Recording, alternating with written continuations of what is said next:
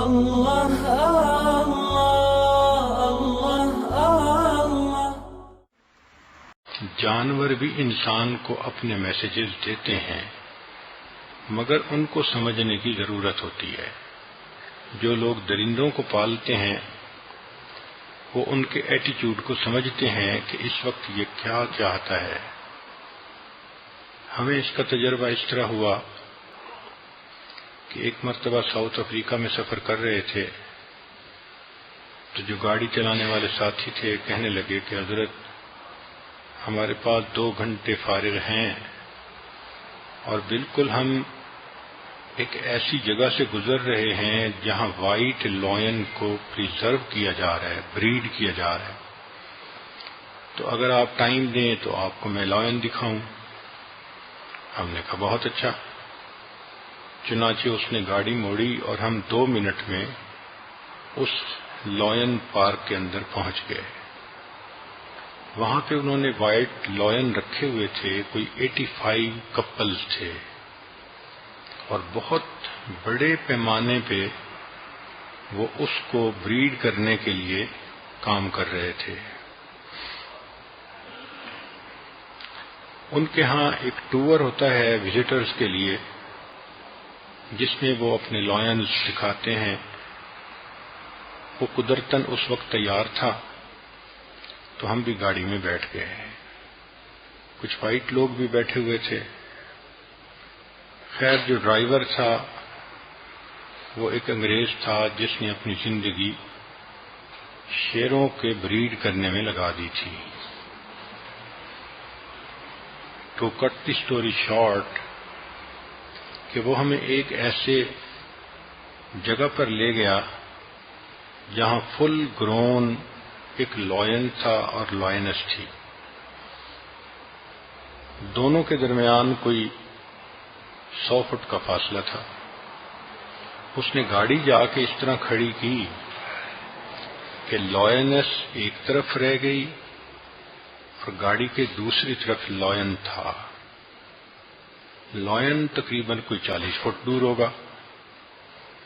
وہاں جا کے اس نے گاڑی بند کر دی تو ہم حیران ہوئے کہ اتنا قریب آ کے اس نے چلتی گاڑی کو بند کر دیا۔ پھر اس کے اوپر اس نے اگلا شیشہ جو تھا ونڈو گلاس وہ بھی نیچے کر دیا۔ حالانکہ دستور ہے کہ ایسے جنگلی جانوروں کے قریب ہوں تو ونڈو گلاس کبھی اوپن نہیں کرنا چاہیے۔ اس نے اس کو بھی اوپن کر دیا۔ اس پر اور زیادہ حیرت ہوئی۔ پھر تیسرا کام اس نے یہ کیا کہ جو ڈرائیور سائڈ کا دروازہ تھا وہ بھی کھول دیا۔ جب کھولا تو میں نے محمد میاں سے کہا کہ لگتا ہے آج یہ اپنی بیوی سے لڑ کے آیا ہے۔ خیر ہم تو حیران ہی تھے کہ 40 فٹ کے فاصلے پہ شیر بیٹھا ہے اور اس نے اپنے پورے دروازے کو ہی کھول دیا، مگر عجیب بات کہ شیر جیسے تھا وہ ویسا ہی بیٹھا رہا۔ اب اس کے بعد یہ باہر نکل کے کھڑا ہو گیا۔ جب باہر نکل کے کھڑا ہوا تو سچی بات ہے کہ ہم بھی گھبرائے کہ بھئی آج کوئی مس ہیپ نہ ہو جائے۔ پھر اس کے بعد اس نے اپنی چابیاں جو تھیں گاڑی کی وہ گچھا نکال لیا اور اپنے ہاتھوں سے ان کو کھٹکھٹانے لگا۔ تو جب اس نے کھٹکھٹایا تو آواز آئی تو شیر نے ذرا آنکھ اٹھا کے اس طرف دیکھا جدھر سے آواز آئی تھی۔ پھر اس نے جب دوسری دفعہ کھٹکھٹایا تو شیر نے ہلکی سی آواز نکالی۔ اس پر یہ آدمی گاڑی میں بیٹھ گیا، شیشہ بھی بند کر لیا، گاڑی بھی سٹارٹ کر لی۔ کہنے لگا کہ میں آپ کے سامنے یہ بتانا چاہتا تھا کہ شیر کا ایک ایپٹیچیوڈ ہے، بیہیویئر ہے، اس کا ایک رد عمل ہوتا ہے۔ میں نے جا کے گاڑی کھڑی کی، شیر کو کوئی تھریٹ فیل نہیں ہوئی، وہ بیٹھا رہا۔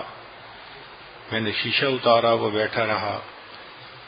میں نے دروازہ کھولا، وہ بیٹھا رہا، حتیٰ کہ میں نے باہر نکل کر چابی کھٹکھٹائی تو ہلکی سی آواز آئی، تو اس نے فیل کیا کہ some thing is bothering me, تو اس نے اس وقت ادھر رخ کر کے دیکھا اور ہلکی سی آواز دی۔ اس آواز کا مطلب یہ تھا کہ ڈونٹ ڈسٹرب۔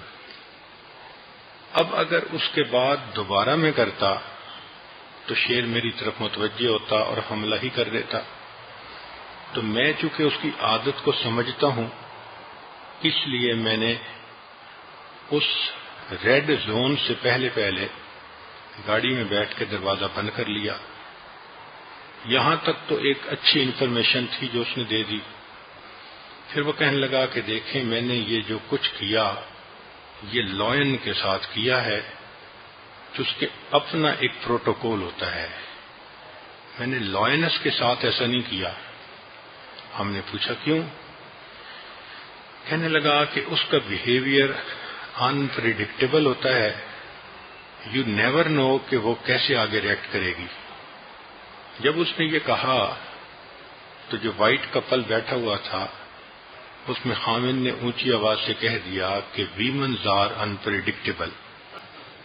بس یہ کہنا تھا کہ بیوی تو پھر شروع ہو گئی۔ تو ساری بات کا لب لباب یہ تھا کہ جانور بھی انسان کو میسیجز دیتے ہیں، مگر سمجھنے والا بندہ ہونا چاہیے۔ عام آدمی تو ان باتوں کو نہیں سمجھ سکتا۔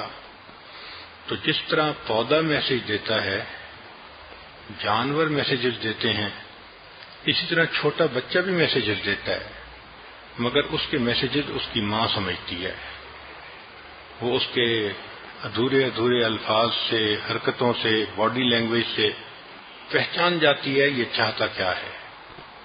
تو بچے کی لینگویج اس کی ماں سمجھتی ہے۔ اسی طرح میاں بیوی بھی ایک دوسرے کے ساتھ میسیجز کنوے کرتے ہیں، مگر ان کو سمجھنے کی ضرورت ہوتی ہے۔